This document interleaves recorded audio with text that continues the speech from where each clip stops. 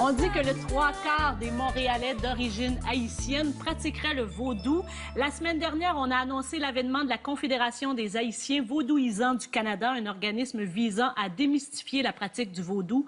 Pour nous en parler, Sarah Rénélic, chanteuse mais aussi pratiquante, et Rolanda Delerme, qui est prêtresse vaudou et Ati régionale du Canada.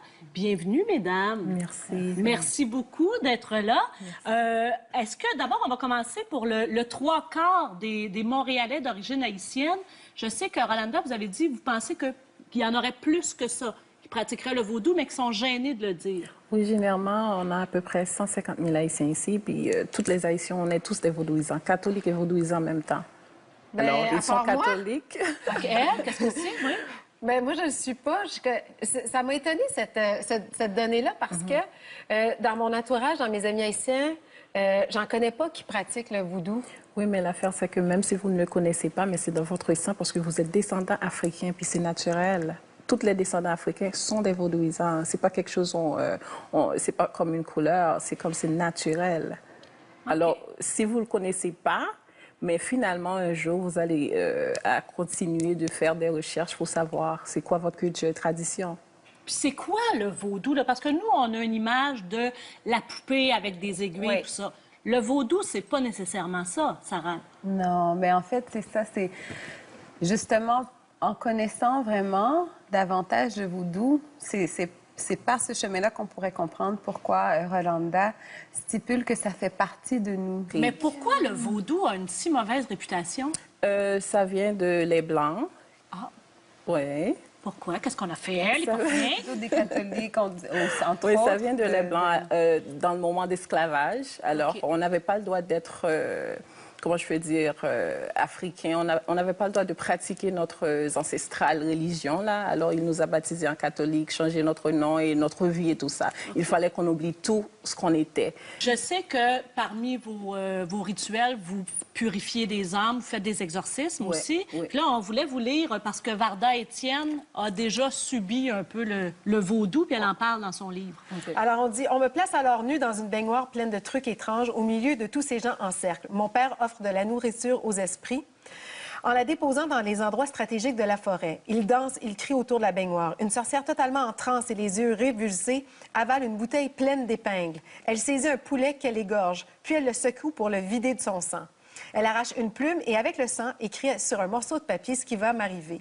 Sa voix non plus n'est pas normale. Elle annonce les choses à papa avec une voix complètement modifiée, une voix d'homme très grave. Donc, est-ce que ça ressemble à ça? Non. Un exorcisme ou elle, c'était pour se guérir d'une maladie mentale? Écoute bien, parce qu'en Haïti, chaque section se pratique différemment. C'est pas la même chose comme Port-au-Prince et Jacmel et Ocaï. Alors, je ne sais pas où elle était pour avoir quelque chose comme ça, mais on ne fonctionne pas comme ça. Mais vous ne faites pas ça à avaler des aiguilles, là? Non. Non. Mais vous coupez... Mais on m'a dit que vous tuez des poules, des coqs, des poulets? On fait des sacrifices, mais c'est pas seulement les Haïtiens qui font les sacrifices. Ça, c'est quelque chose qui a été commencé depuis... oui, mais à Montréal, je parle à Montréal. Pas à Montréal. On fait des sacrifices en Haïti. Okay. Pas à Montréal. Mais on m'a dit qu'il n'y a pas un abattoir à l'Épiphanie qui vous fournissait? Oui, on peut faire la prière avant, puis après, eux autres, ils tuent l'animal, puis on prend de la viande pour nourrir à la maison et pour faire des séparés à l'autre gens, là, mais c'est pas à la maison. Excusez, les filles, à l'heure des accommodements raisonnables, est-ce que là, vous allez revendiquer de pouvoir égorger des poulets à pleine lune dans les rues de Montréal? Comment ça va marcher, ça? Parce que vous revendiquez un temple quand même. Vous aimeriez avoir un temple à Montréal. On aimerait avoir un temple, mais on ne va pas se dégorger des poules au milieu de la rue et tout ça. Puis quand on fait des sacrifices, le sacrifice, c'est nourrir Dieu. C'est une offre à Dieu. Pourquoi Dieu n'est pas végétarien? Ça, je ne sais pas. C'est nous autres qui avons inventé les végétariens. Avant, on mangeait tout. Maintenant, on invente toutes les choses, comme on détruit le monde et tout ça. On a beaucoup de choses qu'on veut faire. C'est nous qui avons inventé le végétarien. C'est pas Dieu qui l'a inventé. Mais si vous avez un temple, qui va le payer? On va faire des levées de fonds. La communauté vaudouisante qui va mettre ensemble pour faire ça. Êtes-vous tanné de vous battre contre les préjugés que les gens ont? Mais bien sûr, pourquoi pas? Parce que le vaudou, c'est notre culture et tradition, c'est nous, c'est nos sangs. C'est quelque chose que nos ancêtres nous a laissé, et puis c'est précieux pour nous. Pourquoi on n'a pas de discrimination contre les Brésiliens, les Cubains, les Vénézuéliens, mais pourquoi les Haïtiens? Parce qu'on est noirs. La discrimination a commencé depuis très longtemps, mais je pense que c'est temps de stopper. Vous croyez que c'est quelque chose qui a trait à la race et non pas à la religion? Non, je pense que c'est la discrimination pure, tout ça, parce qu'on est descendants africains, puis ça continue tout le temps. Et puis, je pense que l'ignorance, c'est dur. C'est mieux d'essayer de savoir avant de juger. Le vaudou, c'est pas des affaires, les poupées, les épingles et tout ça. C'est notre vie, puis pour nous, quand quelqu'un nous dit on est des diables, c'est insultant parce qu'on fait que aider les gens. On peut pas avoir le vaudou utilisé pour le mal. Non, si vous faites des mal, automatiquement, vous n'êtes pas spirituel. Ça, c'est à part. Okay. Vous avez un choix à choisir. Le moment que vous avez décidé de faire du mal à quelqu'un d'autre, ça, là, c'est fini.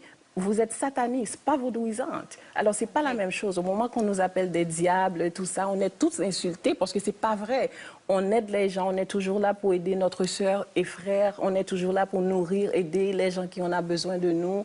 On ne dort pas, on est toujours là, la porte est fermée, j'ai pas de place pour rester, pour dormir. Viens donc. C'est comme, je comprends pas. Mais vous faites quand même des exorcismes.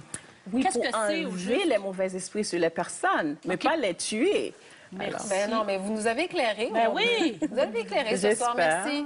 Merci infiniment, Rolanda Delerme et Sarah Renelic. On peut vous voir bientôt dans un temple à Montréal. Merci. Oui, ça sera ouvert au public pour voir c'est quoi le vaudou. Pour démystifier une fois. C'est ça. Merci. Merci. Je trouvais que vous me regardiez avec des gros yeux par moment. Non. J'ai dit... Alors, qu'elle se fasse une petite poupée, elle peut pas. Non, ça la passionne. Hein, la défense du vaudou en tant que tel. Oui, parce que non, mais c'est beau, puis c'est courageux de venir en parler à la télévision. Mais parce oui. que vous vous rendez compte comment il y a des préjugés.